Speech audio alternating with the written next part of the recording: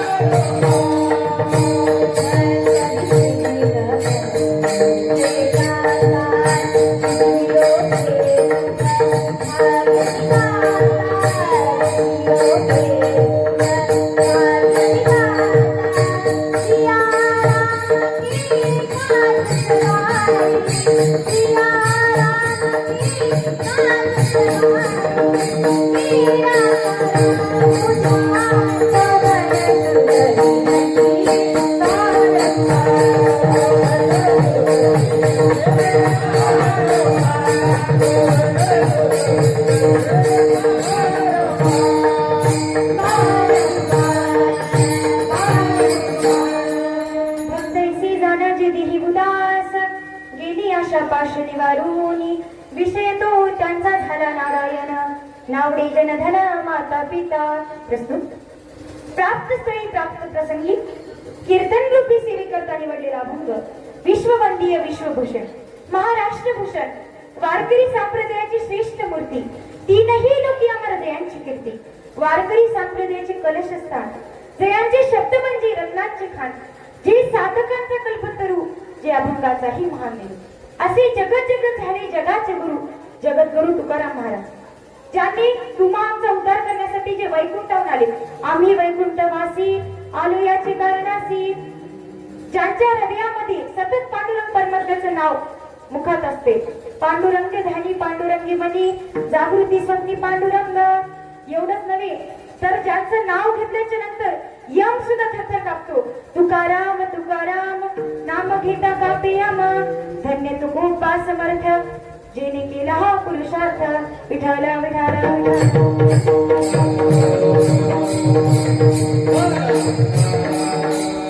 असा असणारा जगद्गुरु तुकोबारायचा अभंग 4 चरणाचा अभंग मी आजच्या कीर्तन रूपी सेवेकरता निवडलेला आहे. अभंगाला सुरुवात करण्या अगोदर आपल्या नांदखेडा गावामध्ये चालत असलेला अखंड हे नाम सत्ता आणि या सत्याची आजच्या कितव्या दिवसाची कीर्तन सेवा आहे? दुसऱ्या दिवस दुसरा. टेन्शन सगळं विसरा आणि चेहरा ठेवा हसरा. विठाल विठाल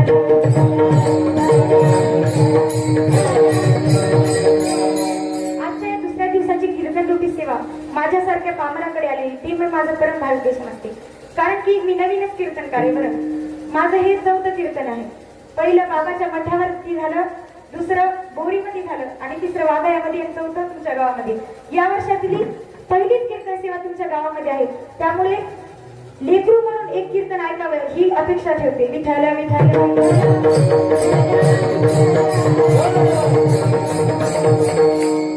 ज्यांच्यामुळे ही कीर्तनाची सेवा मला मिळाली असे परम आदरणीय परमपूज्य महामंडलेश्वर 1008 सोमेश्वर महाराज भारती यांच्या आशीर्वादाने या कीर्तनाची सेवा मला आलेली आहे.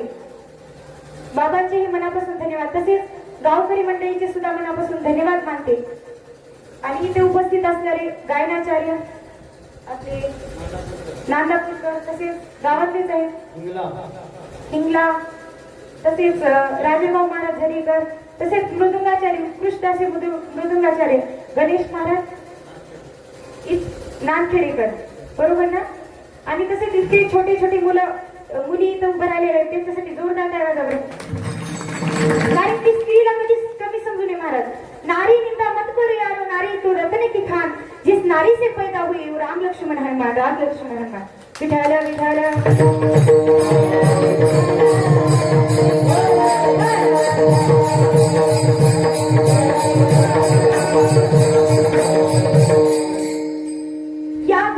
या अभंगामध्ये जगद्गुरु तुकोबारे म्हणतात. पण सर्वांना विनंती आहे आता कीर्तन चालू आहे. जेव्हा जेव्हा विठ्ठल विठ्ठल भजन होईल तेव्हा तेव्हा टाळी वाजवायची. समजलं ना. पण तुम्हाला आधी टाळीचं महत्व सांगते. टाळी जर पोटापाशी वाजवली तर पोटाच्या वेदना जातात. टाळी जर छातीपाशी वाजवली तर छातीच्या वेदना जातात. एवढंच नाही टाळी जर तोंडापाशी वाजवली ना तर लवकर दात पडत नाही. आणि जर ज्याला चष्मा लागला असेल तर त्याने कुठे वाजवायची? डोळ्यापाशी. आणि त्याला घराचं मुलाचं बाळाचं कामाचं टेन्शन आहे त्याने टाळी कुठे वाजवायची? डोक्यापाशी. पण महाराजाच्या काय स्वतःच्या विठाल विठाल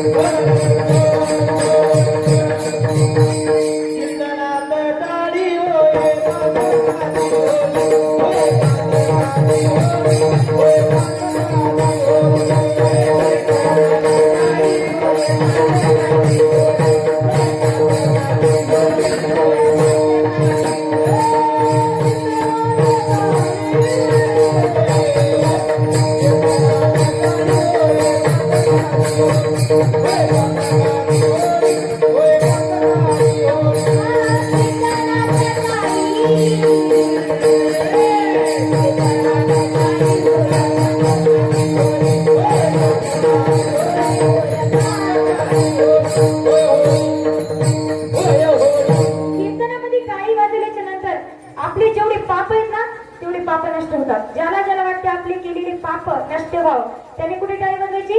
घरी का? कीर्तनामध्ये. विठ्ठल विठ्ठल विठ्ठल. कारण टाळी वाजवली तरच कीर्तन टाइम सुटणार बरं, नाहीतर नक्कीच तांबडे फुटणार. टाळी वाजवली तरच कीर्तन टाइम सुटणार, नाही तर नक्की तांबडे फुटणार. एक जण म्हणजे तांबडे फुटणार, मी उठणार, अरे तू उठणार तर संसारातच कसा सुटणार? विठ्ठल विठ्ठल.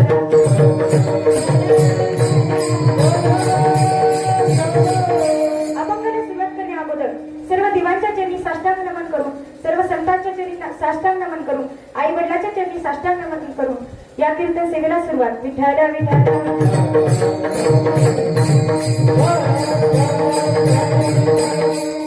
या अभंगामध्ये जगद्गुरु तुकोबारे म्हणतात, भक्त ऐसे जाण्याचे देह उदास. भक्त कसा असला पाहिजे? खऱ्या भक्ताची तुकोबारे या अभंगामध्ये ओळख करून देतात. जो देहावरती उदास असतो तो असतो भक्त. आता उदास म्हणजे काय? रुसून झाली का महाराज? नाहीतर आपल्या मनासारखी जर आपण गोष्ट नाही झाली तर रुसून जातो. आता हे महिना कोणता चालेल? अधिक मास. अधिक मास म्हणजे आपण याला काय म्हणतो? धोंड्याचा महिना. धोंड्याच्या महिन्यामध्ये जर जावाईला धोंडे जेवायला बोलिलं नाही, जावाई रुसून जातो. रुसून जाणे म्हणजे उदास का? तर नाही. उदास म्हणजे अलिप्त राहणे. जसं की एखादं कमळ आहे, तो कमळ पाण्यात राहतो किंवा चिखलात राहतो. पाण्यात राहून किंवा चिखलात राहून तो चिखलाचा किंवा पाण्याचा स्पर्श आपल्याला होऊ देत नाही. तसं आपण या संसारामध्ये राहिलं पाहिजे. सत्यवादी करी संसार सखळ, करी संसार सखळ, अलिप्त कमळ जै जैसे. कमळाप्रमाणे आपण या संसारामध्ये राहिलं पाहिजे. तसंच ऐका, फळामध्ये उदाहरण घ्यायचं असं झालं असेल तर एखादं सीताफळ आहे. सीताफळ फोडल्याच्या नंतर त्याची बी त्याला धरून असते का सोडून महाराज? धरून असते. तसं आपण या संसारात धरू नये. पण एखादं चिकू आहे, चिकू फोडल्याच्या नंतर त्याची बी त्याला धरून असते का सोडून असते. तसं या संसारामध्ये साधकाची दशा उदास असावी. या संसारामध्ये आपण संसारी असावे, असोनी नसावे, भजन करावे वेळोवेळा. संसारात राहून परमार्थ केला पाहिजे. साधू संताला काही संसार नव्हता का महाराज? होता ना. सर्व साधू संताला संसार होता.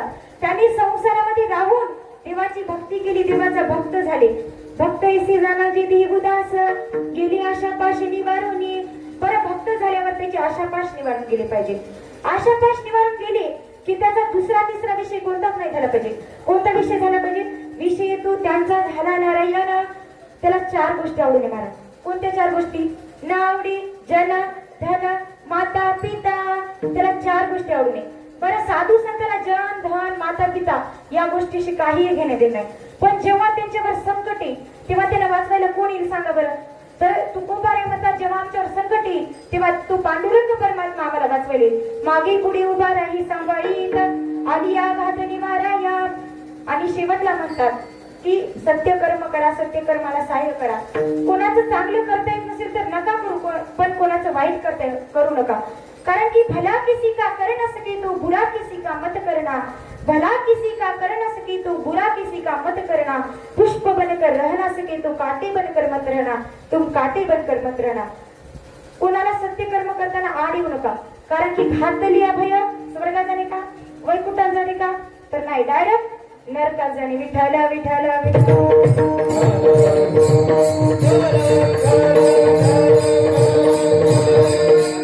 असा अभंगाचा सरळ सरळ भावार्थ मी तुमच्या पुढे मांडण्याचा प्रयत्न केलेला आहे. या अभंगामध्ये जगद्गुरु तुकोबारे म्हणतात की भक्त कसा असला पाहिजे. बरं, देवाचा भक्त का व्हावा महाराज? का व्हावं देवाचा भक्त? कारण की आपल्याला जन्म सहजासहजी मिळालेला आहे का? तर नाही. 84 लक्ष फिरून आपल्याला जन्म मिळालेला आहे. सुभाषितकार म्हणतात, पुनर्वित्तम पुनर्मितम पुनर्भार्या पुनर्मही एतेत सर्व पुनर्लभ्या न शरीरम पुन्हा पुन्हा. पुनर्वित्त, वित्त म्हणजे काय? पैसा. गेलेला आपल्याला पैसा परत मिळेल. एवढंच नाही, वित्त म्हणजे काय? मित्र. गेलेला मित्र सुद्धा परत मिळेल. एवढंच नाही महाराज, आपली बायको आहे ना, बायको ती जर गेली, जाऊ नये पण गेली, ती सुद्धा दुसरी मिळेल. पण हा जन्म इतका दुर्लभ आहे ना महाराज, मिळू शकत नाही. ते सुद्धा आपल्याला परत मिळते म्हणजे पत्नी, पण हा जन्म मिळत नाही. नाथ बाबा एका अभंगातून म्हणतात, नर देह दुर्लभ जाना, नर देह दुर्लभ जाना.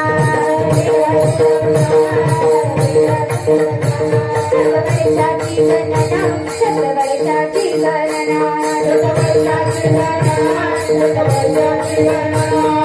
मधी दुःख यातना रे मधी दुःख यातना तुम्ही आजवा मधुसूदना तुम्ही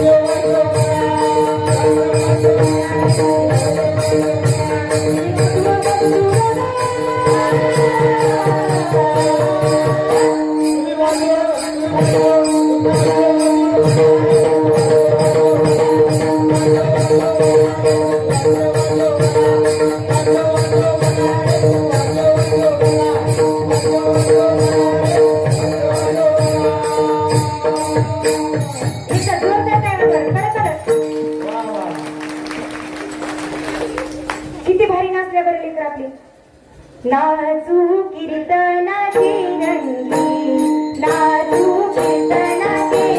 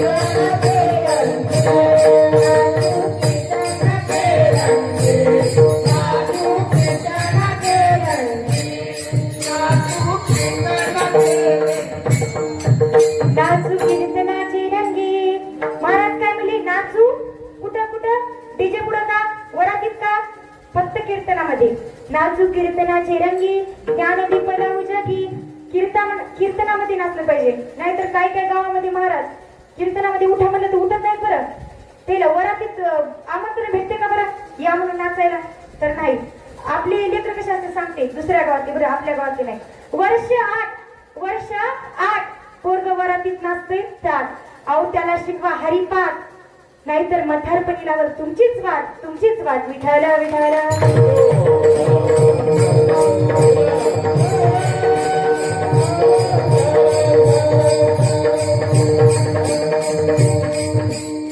नाथ बाबा या नरदेहाला म्हणतात किती दुर्लभ आहे नाथ बाबा या नरदेहाला एकच वेळा दुर्लभ म्हणतात पण ज्ञानोपर आहे ज्ञानेश्वर महाराज या नरदेहाला 3 वेळा दुर्लभ म्हणतात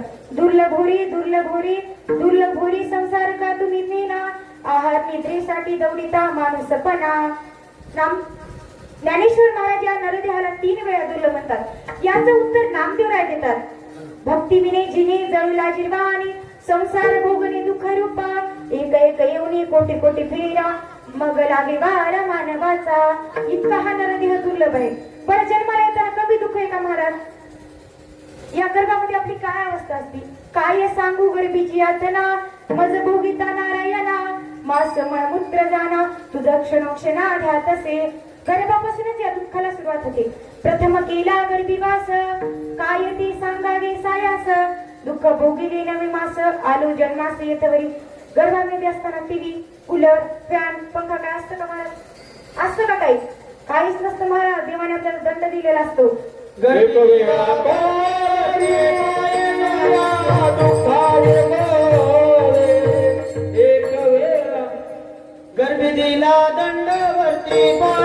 आपल्याला गर्भामध्ये दंड दिला जातो, दंड. गर्भी दिला दंड, वरती पाय खाली तोंड. जेव्हा तो जीव या आईच्या गर्भामध्ये असतो तेव्हा त्याची आई त्याला म्हणते, नव मास कष्टलासी धागाने प्रसूत झाली, हिताची कर्मजार तुझी मान अडकली. आकांतुती जननी शिक्षा ध्याय मोकळी, स्मरे त्या हरिहरा श्री कृष्ण माऊली. विठाल विठाल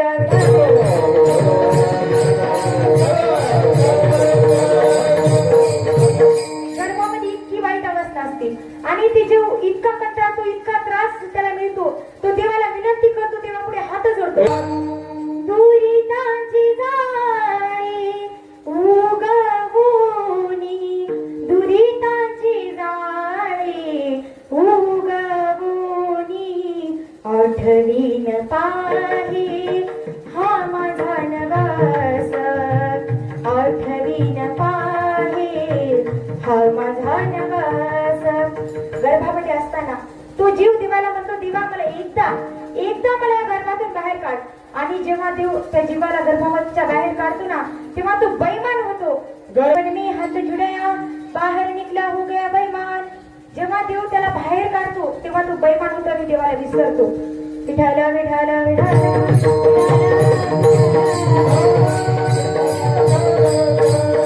परत ज्ञानोबा म्हणतात, हा मानवाचा जन्म मिळणं ही पहिली गोष्ट म्हणजे दुर्लभ आहे.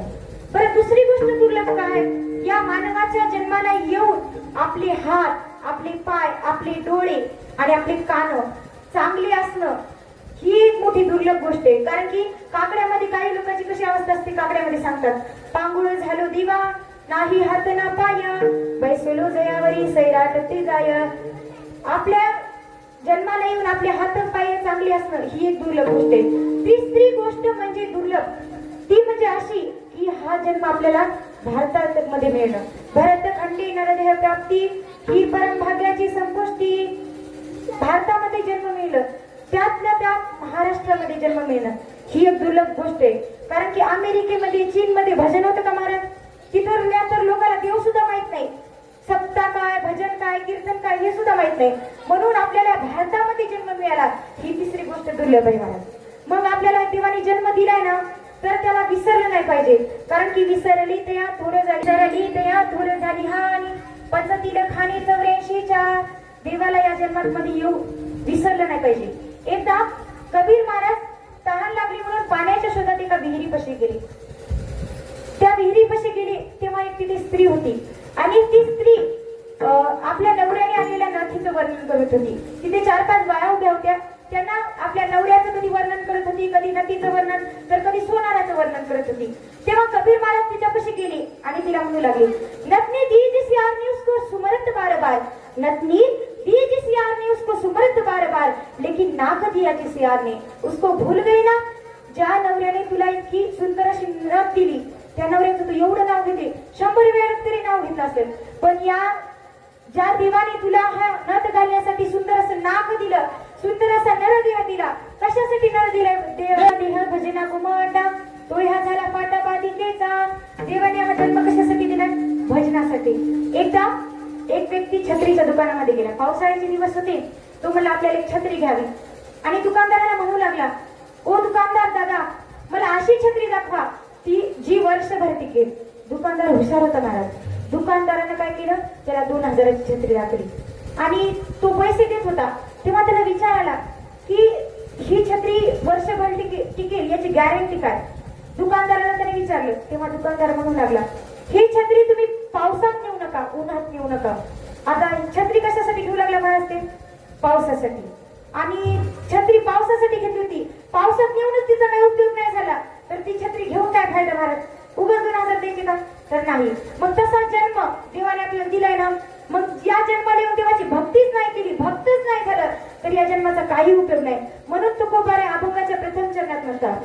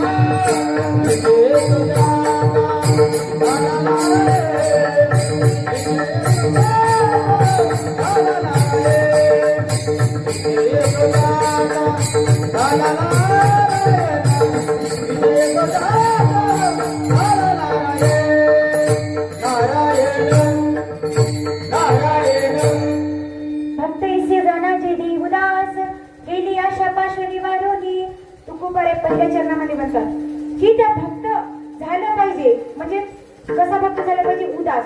बरं उदास झालं तर त्याची आशापाश निवारण केली पाहिजे. भावार्थ रामायणामध्ये 7 पाश सांगितले. काळपाश, कर्मपाश, धर्मपाश, मोहपाश, मायापाश, जन्मपाश आणि आशापाश. काळपाश, काळपाश हा कोणालाही सोडत नाही. कारण की घड्याळीला किती काटे असतात महाराज? घड्याळीला किती काटे असतात? 3 काटे असतात. पहिला काटा म्हणजे तास काटा, दुसरा काटा म्हणजे सेकंड काटा आणि तिसरा काटा म्हणजे मिनिट काटा. ब्रह्मादी देव हे तास काट्याप्रमाणे, इंद्रादी देव हे मिनिट काट्याप्रमाणे आणि मृत्यू लोकातील जीव हे सेकंड काट्याप्रमाणे. सुजित ब्रह्माती काळ पिळी पायी विस्मृती काळगी प्रलय रुद्राची होळी काळ महाबळी करी. असा एकही अवतार नाही ज्याला काळाने सोडलं नाही. जो जीव या पृथ्वी तलावर जन्माला आलाय त्याला एक ना एक तरी दिवस जावंच लागते. इथे नाही उडो आणि अवतार. जो जीव या पृथ्वी तलावरती जन्माला आला आहे त्याला एक ना एक तरी दिवस जावंच लागते. कारण की या जीवनाचा काही भरोसा नाही. पण या काळपाशातून भक्त मुक्त असतात. बरं भक्ताला हा काळपाश काही करू शकत नाही. बरं कर्मपाश, दुसरा पाश म्हणजे कर्मपाश. कारण की कर्म हे कोणाला चुकत नाही. कर्मे दशरथ वियोगी मेला, कर्मे श्रीराम वनवासा गेला, कर्मे रावण श्रेय पावला, वियोग घडला सीता देवी. अहो कर्म देवाला सुद्धा चुकले नाही त्यात आपली काय गते बरं महाराज? आपल्याला सुद्धा कर्म सोडतील का? नाही. देवाला चुकलंच नाही महाराज, पण देवाच्या वडिलाला सुद्धा चुकलं नाही. कर्मे दशरथ वियोगी मेला. कळलं ना तुम्हाला? कर्म हे कोणालाच चुकत नाही. कर्म हे कोणाचे चुकत नाहीत महाराज. ब्रह्मदेवाला चुकलं नाही, देवाला चुकलं नाही, देवाच्या वडिलाला सुद्धा कर्म चुकलं नाही. म्हणून आपण कर्म चांगली केली पाहिजे. कारण केले कर्म झाले त्याचे भोग आले. या जन्मामध्ये आपल्याला ते फळ मिळतं. बरं महाराज जसे कर्म करू तसंच फळ मिळतं. त्यामुळे आपण कर्म चांगले केले पाहिजे. कोणावानी कर्म केले पाहिजे? छत्रपती शिवाजी महाराजांनी केले पाहिजे. तुम्ही म्हणसाल छत्रपती शिवाजी महाराजांचं तुम्ही का नाव घेतो? आज आपल्या गावामध्ये कीर्तन चालू आहे ना, त्यांच्यामुळे चालेल. गावोगावी सत्य होतात आणि आपल्या महिलांच्या कपाळावरती जे आपल्याला भरभरून कुंकू दिसतो ना ते छत्रपती शिवाजी महाराजांमुळे. कारण की जर छत्रपती शिवाजी महाराज नसते तर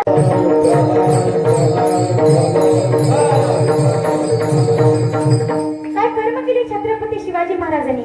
जेव्हा शिवाजी महाराज जन्माला आले तेव्हा लोक म्हणू लागले, अरे किसी के पेट में पाप पैदा होता था, अरे किसी के पेट में पाप पैदा होता था, लेकिन माँ जिजाऊ ऐसी माँ थी यारो जिसके पेट में बापों का बाप शिवाजी पैदा होता. माझी जिजाऊची पुण्याई कशी आली ओ फळाला, माझी जिजाऊची पुण्याई कशी आली ओ फळाला. बापाचा बापाचा बापाचा बापाचा बापाचा बापाचा बापाचा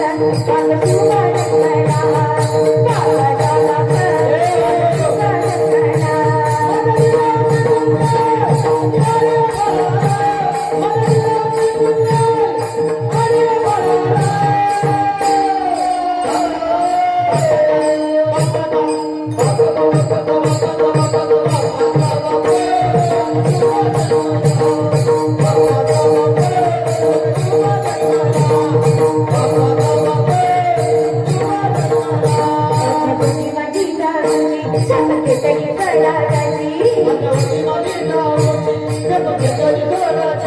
जग कल्याणाची शिकवला जग सुरुत गोपाची कोळंबातील स्वराजाची या तुरीला गडाला कोळंबातील स्वराजाची तुरीला गडाला छत्रपती शिवाजी महाराज की जय. बाप्पाचा बाप्पाचा बाप्पाचा बाप्पाचा बाप्पाचा माझं शिकायचं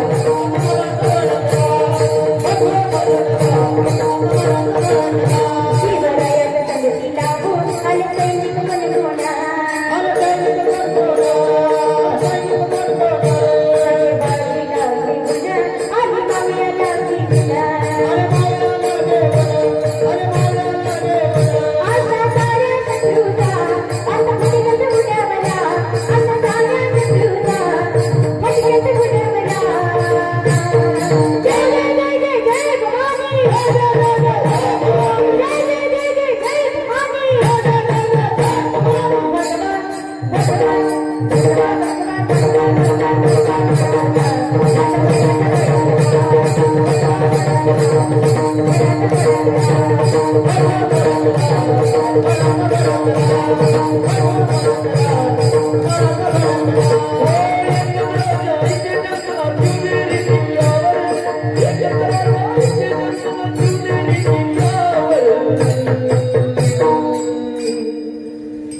माझ्या देवाचं नाव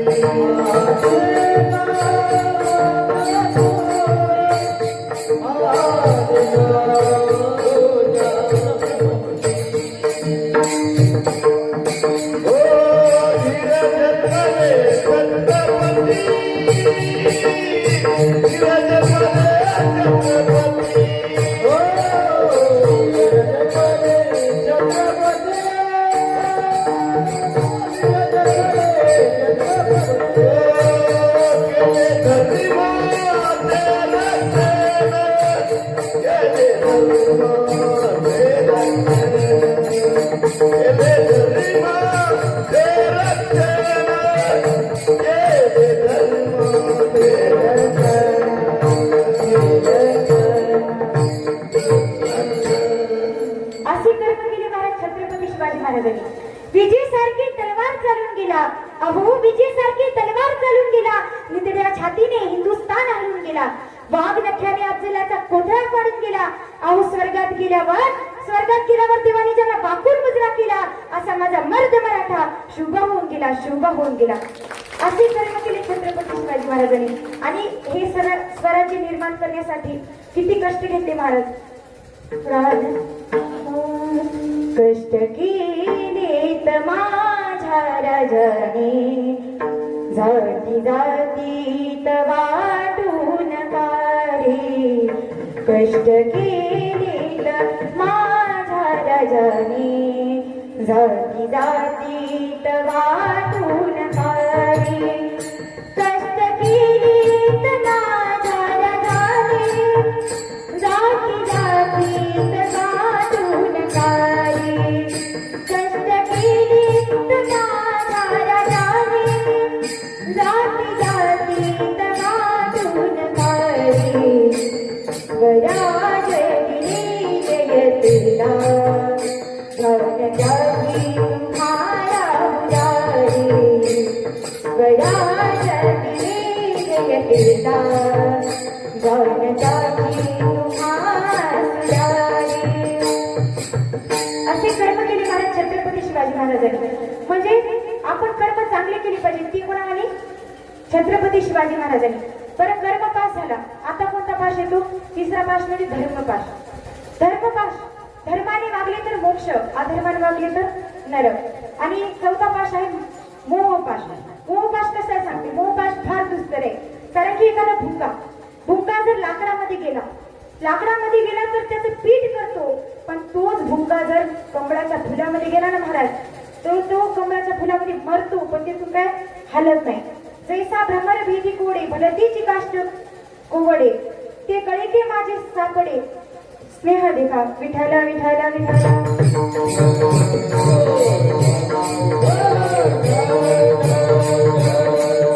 असा हा मोह पाश आहे.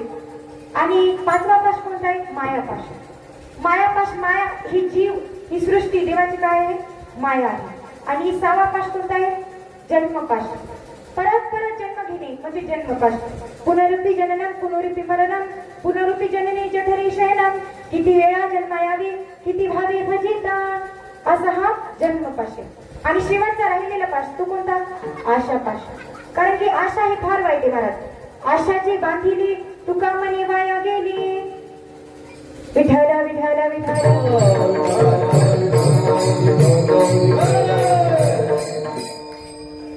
विठाला विठाला विठाला.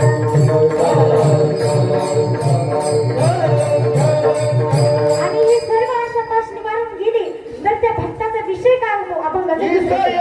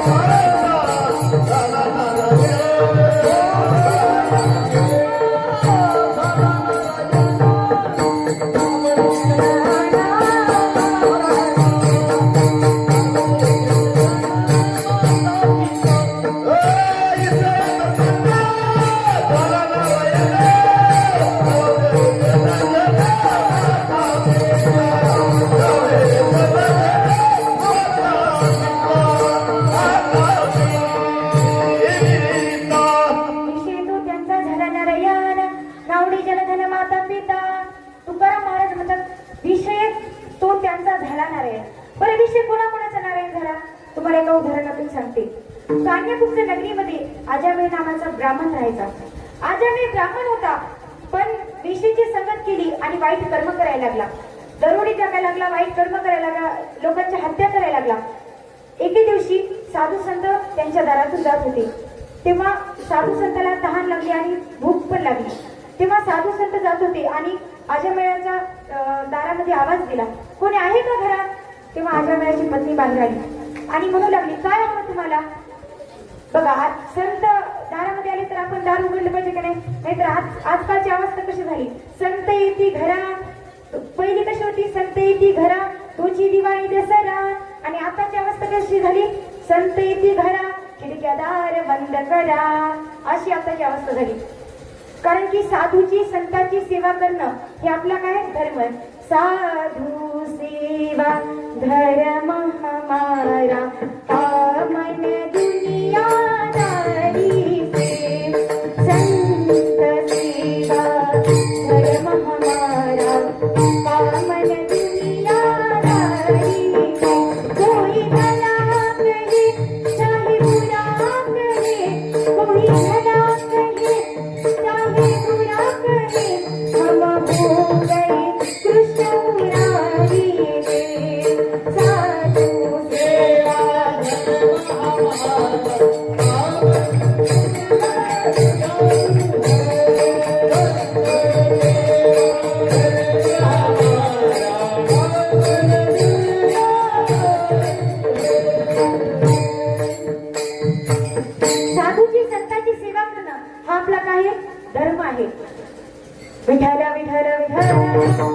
कारण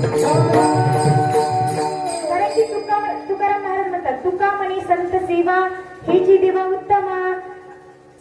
समजा जर आपण घरामध्ये देवाची पूजा करायला बसलो आणि दारामध्ये संत आले, तर आपल्याला वाटेल माय देवाची देव मोठा आहे, देवाच्या अगोदर पूजा करावी. पण देवाला आधी संतांची पूजा आवडते. देव चारायला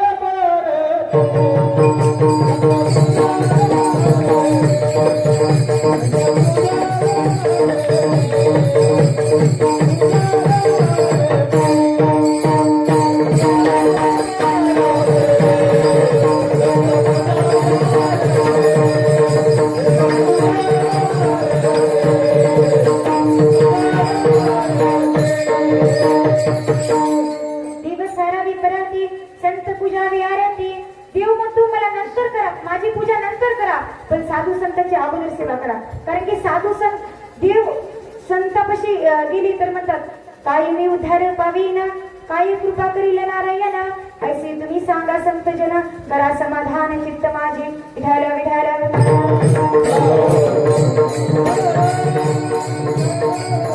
तसं मग ती आजमेळाची पत्नी बाहेर आली आणि म्हणू लागली, काय हवं तुम्हाला. तेव्हा संतांनी सांगितलं की आम्हाला थोडंसं पाणी मिळेल का. आजमेळाच्या पत्नीने पाणी आणलं, पाणी दिलं. त्यानंतर संत म्हणू लागले की आम्ही फार दुरून आलो, आम्हाला भूक लागलेली आहे, आम्हाला जेवायला मिळेल का. तेव्हा आजमेळाच्या पत्नीनं संताला जेवायला केलं. मस्त पुरणपोळी, भजे, पापड्या, धोंडी जेवण. आपल्या इथं कसं होतं महाराज, ज्यांनी आज रोज पंगत द्यायली त्यांच्या नावाने एकदा जोरदार टाळ्या वाजवा बरं. कारण की अन्नदान करणं ही सगळ्यात मोठी सेवा आहे बरं महाराज. विठाला विठाला संताच्या मुखी अन्न दिल्यामुळे होते, कोटी कुळे उद्धरीनं. आपले कोटी कुळे का कोटी, एक कुळ नाही, दोन कुळ नाही, डायरेक्ट कोटी कुळे. मग त्याच्यामुळे आपण संत आले, महाराज लोक आपल्या घरी जेवायला आले, तर आपण त्यांच्या मुखामध्ये चांगलं अन्न दिलं पाहिजे. कारण की आपले कोटी कुळाची उद्धरी होते. विठाला विठाला विठाला. तसं साधू संतांनी आजमेळाच्या घरी जेवण केलं. तेवढ्यात आजमेळ आला आणि त्याची पत्नीने त्याला बाजूला घेतलं आणि म्हणू लागली, मालक आपल्या घरी साधू संत आले, त्यांचं दर्शन घ्या. तेव्हा आजमेळाच्या पत्नीने त्याला सांगितलं की अहो मालक, मी आजपर्यंत तुमच्याकडे काहीच मागितलं नाही, एवढंच मागते की तुम्ही साधू संतांचं दर्शन घ्या. आजमेळ नाही म्हणू लागला, पण पत्नीचं तेवढं ऐकलं. कारण की पत्नीचं न ऐकणं हा कोणताच पुरुष पाप करत नाही, है ना महाराज. विठाला विठाला विठाला. देव माझी बायको, तुझे सांगितलं तीच मी ऐकू. जय देव जय देव. तसं आजमेळाच्या पत्नीचं ऐकलं आणि साधू संतांचं दर्शन घेतलं. तेव्हा दर्शन घेतल्याच्या नंतर साधू संत आजमेळाला म्हणू लागले, आता आम्हाला दक्षिणा लागते. आजमेळ म्हणला, तुम्हाला इथून जिवंत परत जाऊ देते, हीच तुमच्यासाठी फार मोठी दक्षिणा आहे. तेव्हा संत म्हणले, बरं ठीक आहे, बरं आमची इच्छा पूर्ण करशील का.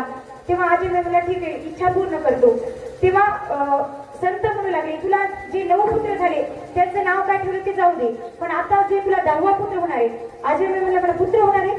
संत मध्ये हो, तुला पुत्रच होणार आहे, त्याचं नाव तू नारायण ठेव. मग आजमेळाने संताचं तेवढं ऐकलं आणि नारायण नाव ठेवलं. आजमेळ त्या पुत्राची एवढी लाड करायचा, एवढं प्रेम द्यायचं त्या पुत्राला. बसतानी नारायण, उठतानी नारायण, नारायण जेवला का, नारायण खेळायला गेलता का, नारायण नारायण नारायण नारायण नारायण करत राहायचा. पण आजमेळाचा अंतकाळ जवळ आला आणि अंतकाळी आजमेळाने त्याच्या मुलाला आवाज दिला, पण त्याचा मुलगा त्याला वाचवायला नाही आला, तर साक्षात देव त्याला वाचवायला आला. कशाच्या ताकदीवर, नारायण नाम घेण्याच्या ताकदीवर. विठ्ठला विठ्ठला विठ्ठला. बरं त्याचा विषय नारायण झाल्यामुळं त्याला न्यायला कोण आलं, देव. मग आपण पण नारायण आपला विषय केला तर पाहिजे की नाही. तसं तुकोबाराय म्हणतात, विषय तू त्यांचा झाला नारायण. बरं त्याला 4 गोष्टी आवडू नये. कोणत्या 4 गोष्टी. जन धन माता पिता. जन का आवडू नये, कारण की जन कसं तुम्हाला सांगते. जन हे असं आहे, एकाचा चहा पिते, दुसऱ्याचा चिवडा खाते, 4थ्याच्या गाडीत बसते, 5व्याचा प्रचार करते आणि 6व्याला निवडून आणते. असं हे जग आहे. कारण की आपण जर जास्त बोलू लागलो ना, म्हणजे खापऱ्याचं तोंड असतं ते फुटून गेलं असतं, असं हे जन म्हणते. नाही बोललं तर म्हणते की जवळून जातो पण आग्रह घालत नाही, असं हे जन आहे. बहु बोलू जाता म्हणते हा वाचाळ, न बोलती सकाळ म्हणती गर्वी. विठाला विठाला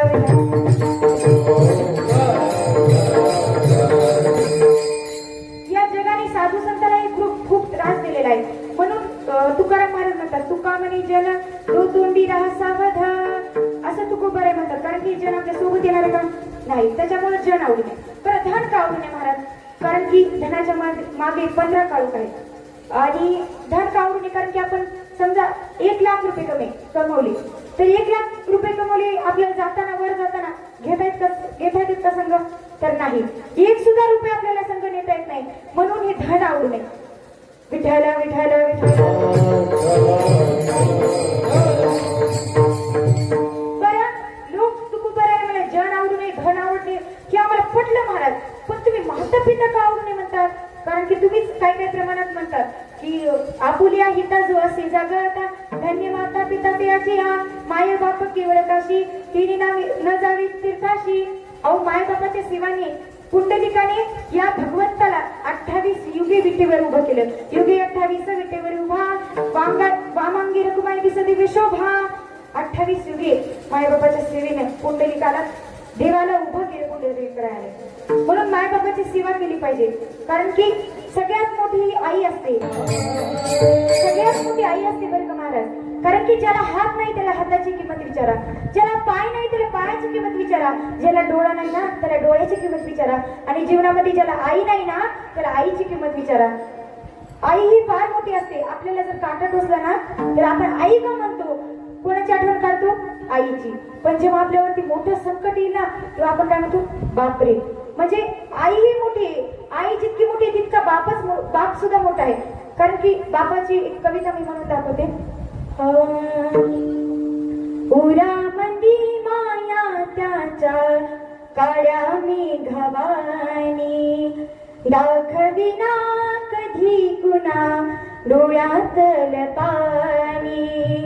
जिजू जिजू संसाराचा गाडा हाकला, वटामध्ये हसू जरी कणा वाकला. गडी कर तू थांब जरा, ऐक त्याचे नाकर, लई अवघड हाय गडा. उमगाया वापरा, उमगाया वापरा, उमगाया वापरा, उमगाया वापरा. आई वडील तेवढेच मोठे असतात, पण आजकाल लोक आई वडिलांना विसरलेले आहेत. विठ्ठल विठ्ठल विठ्ठल.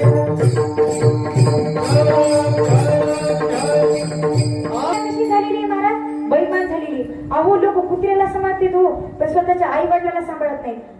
अरे बाप काढलास घराबाहेर, एक कवी म्हणतात, बाप काढलास घराबाहेर, दारात रडती आई पण, बायकोला मात्र रोज म्हणतोस तुझ्यासाठी काय पण, तुझ्यासाठी काय पण. अरे जरा त्या मायेचे आठवते दिवस, लेकच यावा पोटाला म्हणून किती केली ते नवस. अरे कुंतीच्या पोटाला देव सुद्धा पावला, तुझ्यासारखा हिरा तिच्या पदरामध्ये गावला. ममतेची मूर्ती होती माझी आई, ममतेची मूर्ती होती माझी आई.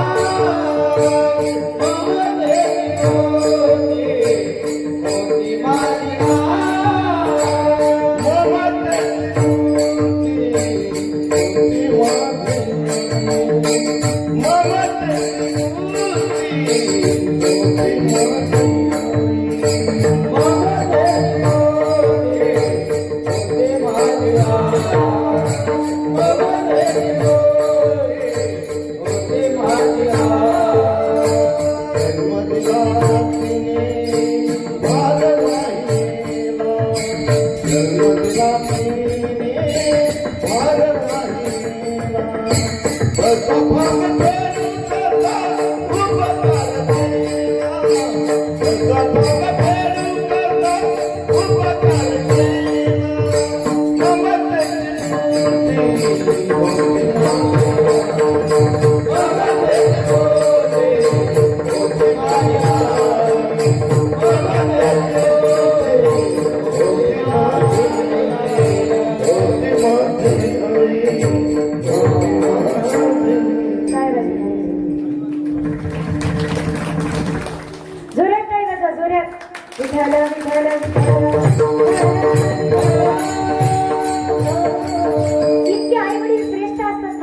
पण तुकोबारे का म्हणत असतील बरं महाराज की आई वडील आवडू नये?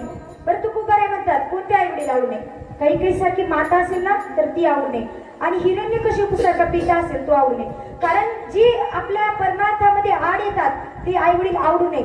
बरं जेव्हा माता पिता तुम्हाला काहीच आवडू नये, पण जेव्हा तुमच्यावर संकट येईल तेव्हा तुम्हाला वाचवायला निर्वारी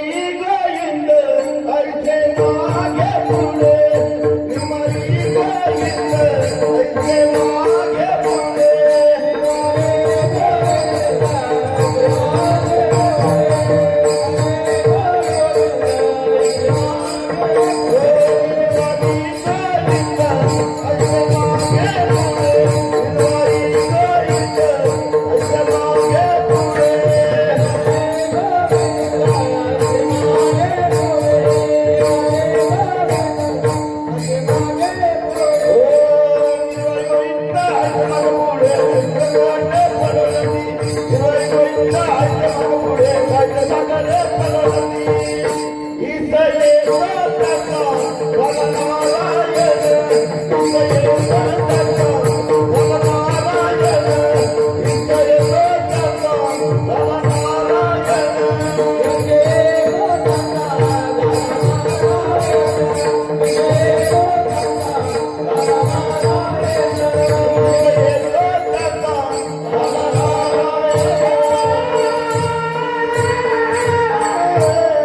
निर्वारी गोविंद ऐसे मागे पुढे. साखळी पडून निधी सर्वांनी एकदा हातवरी करा, सरळ हातवरी करा. काऊन हातवरी करायचं माहिती का? सरळ जर तुम्ही सरळ हातवरी केली तर देव मेल्याच्या नंतर तुम्हाला सरळ वर येतो, आणि जर तुम्ही खाली नाही वरी नाही मधात अशी लटकिली ना तर देव तुम्हाला वटवागुळासारखं लटकिलं बरं. त्याच्यामुळे सर्वांनी सरळ हातवरी करायची. विठोबाऱ्या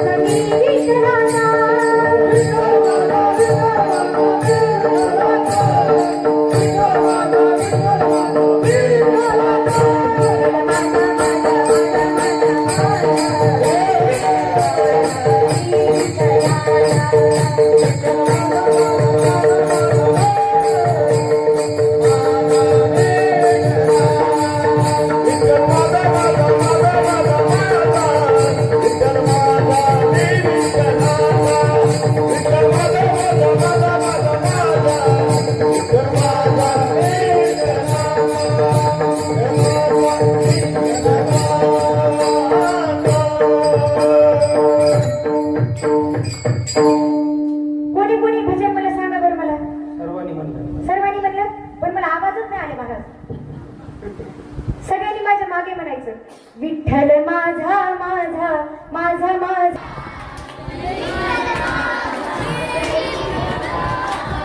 विठ्ठल माझा मी विठ्ठलाचा. विठ्ठल माझा मी विठ्ठलाचा. बाबा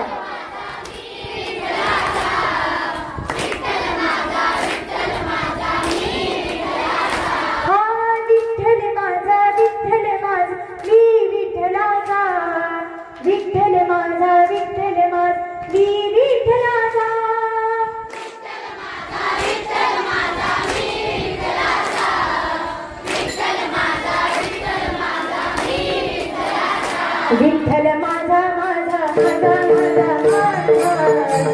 विठ्ठल माधवी विठ्ठल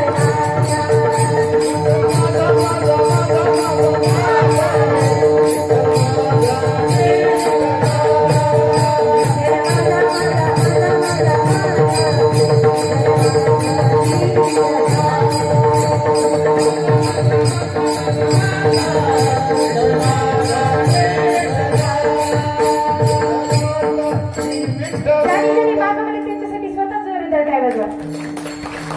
फार गोड आवाज आहे महाराज तुमचा. आणि तिसऱ्या चरणात तुकोबारायाने म्हणलं की निर्वाणी गोविंद असे मागे पुढे उभं राहून देऊन भक्ताचं रक्षण करतो. कारण की भक्ता राखी पायापाशी दुर्जनासी संवारी.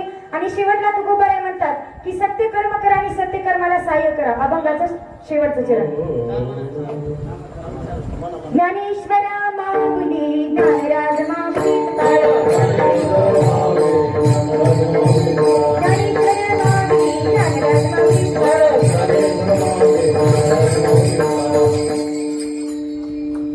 तुकामणी सत्या कर्म भावे साय तुकामणी सत्या कर्म भावे साय तुकामणी सत्या कर्म भावे साय तुकामणी सत्या कर्म साय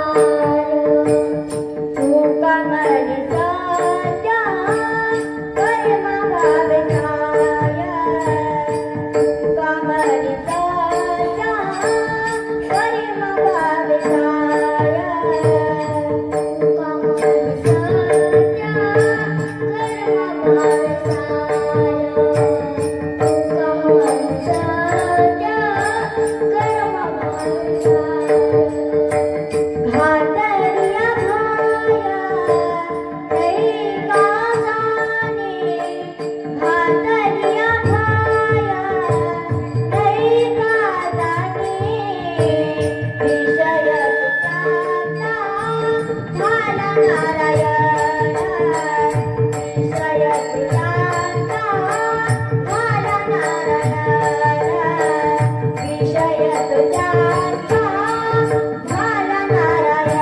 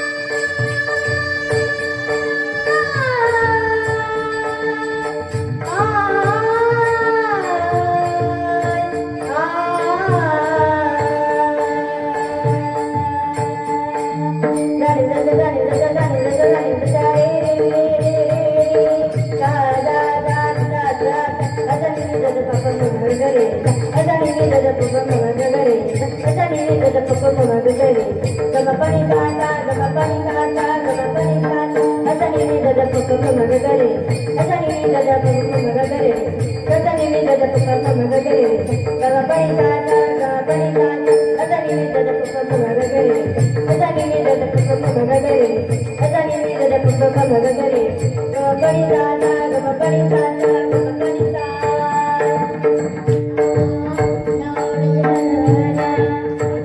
माता पिता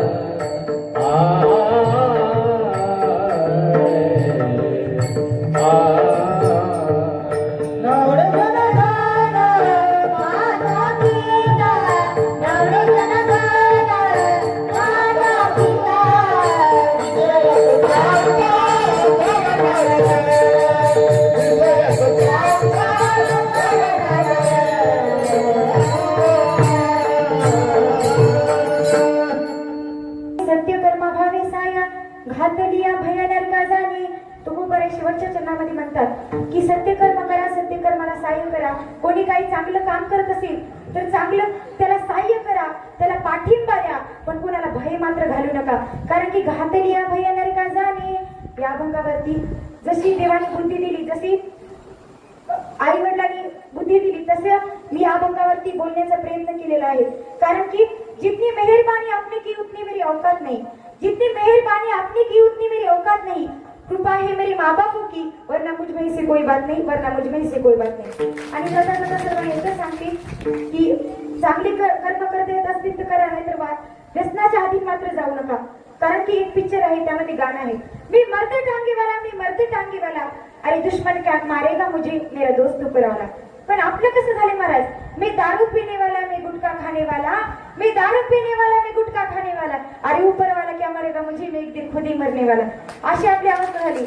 म्हणून मी तुम्हाला एक प्याला सांगते, ज्याचं मी तुम्हाला नाव सांगते, कोणता तुम्ही प्याला प्या. अरे जाम पर जाम पीने से क्या फायदा, रात को पियोगे तो सुबह उतर जाएगी.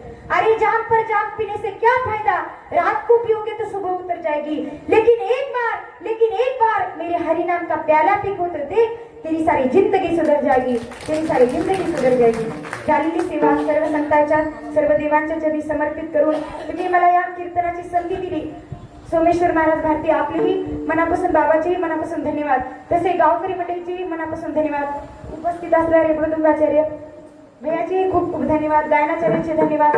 झालेली सेवा सर्व देवांच्या संतांच्या चरणी समर्पित करून याच सेवेला पूर्णविराम. हॅलो ज्यांनी इतकी गोड अशी साऊंड सिस्टीम लावलेली त्यांच्यासाठी एकदा जोरदार टाळ्या वाजवा. महाराज नाराज झाले होते, नाराज होऊ नका, कारण की नाव घेतलं नाही म्हणून मी तुम्हाला पहिल्यांदा सांगितलं, नवीनच महाराज आहे ना. झालेली सेवा सर्व देवांच्या संतांच्या चरणी समर्पित करून या ठिकाणी सेवेला विराम. विठ्ठल